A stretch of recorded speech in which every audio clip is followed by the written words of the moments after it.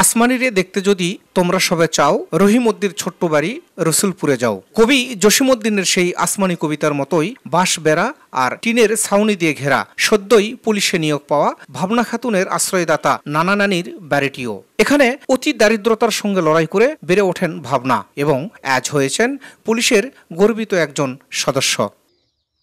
মাত্র 7 বছর বয়সে ভাবনা তার বাবাকে হারান। তারপর মায়ের সঙ্গে চলে আসেন জয়ফ্রাটের খেতলাল উপজেলার নিশ্চিন্তা বাজারে তার নানা বাড়িতে। তার নানা ভ্যান চালক এবং নানি বিক্রি করেন পিঠা। এভাবেই অভাবের সংসারে থেকে লেখাপড়া করেও আজ তিনি পরিবারের সবার মুখ উজ্জ্বল করেছেন।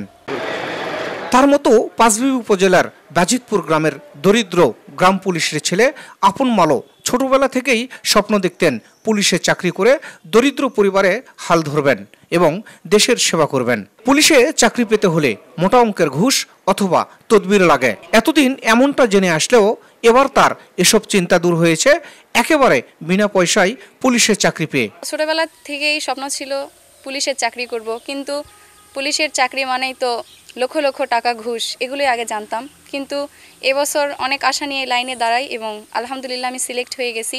আমাদের এসপি স্যারও আমাদের 100% গ্যারান্টি দিয়েছিল যে তোমরা যদি লিখিত পরীক্ষায় টিকে যাও তাহলে তোমাদের চাকরির গ্যারান্টি আমি দিচ্ছি। বাবা আমাকে একটাই সবসময় শিক্ষা দিত আর কি, যে পরিশ্রম করে তার পরিশ্রম কখনো বৃথা যায় না। তাই আমি আমার সর্বোচ্চ চেষ্টা করে এই পদে আসছি। ভাবনা ও আপনের মতো মোট 13 জন দরিদ্র মেধাবী তরুণ তরুণী কোনো ঘুষ তদবির ছাড়াই মাত্র 120 টাকা খরচ করে পুলিশের ট্রেনি রিক্রুট কনস্টেবল পদে চাকরি পেয়েছেন। বুধবার সন্ধ্যায় পুলিশ লাইন সেরে চূড়ান্ত ফলাফল ঘোষণা করেন জয়পুরহাটের পুলিশ সুপার মোহাম্মদ আব্দুল ওয়াহাব। তালিকা প্রকাশের পরপরই উত্তীর্ণ প্রার্থীরা আনন্দ অশ্রুতে খুশিতে আত্মহারা হয়ে পড়েন। আজকে আসলে আমি অনেক আবেগ আপ্লুত এবং আমি সত্যিই খুব অবাক যে আমি প্রথম স্থান অধিকার করবো, এটা কখনোই আমি ভাবতে পারিনি।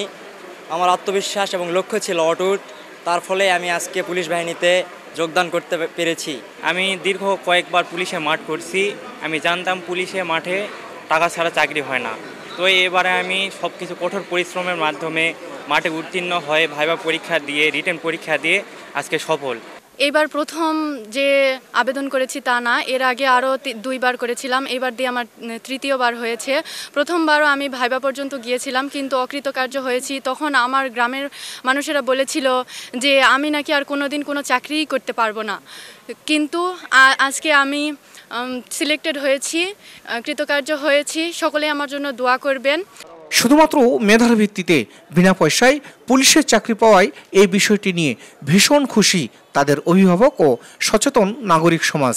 এসপি সাহেব যে চাকরি দিছে আল্লাহ জনের ভালোই করে, আমার মেয়েটাকে চাকরি দিছে, আমি তাকে লাখ লাখ শুকরিয়া আদায় করি। আমরা দেখেছি বিভিন্ন সময় পুলিশ পেটুয়া বাহিনী হিসেবে জনগণের কাছে প্রকাশিত হয়েছে, কিন্তু এইরকমভাবে যদি ধারাবাহিক ঘুষমুক্তভাবে তদবির মুক্তভাবে পুলিশ নিয়োগ দেওয়া যায় অবশ্যই পুলিশ জনগণের বন্ধু হবে।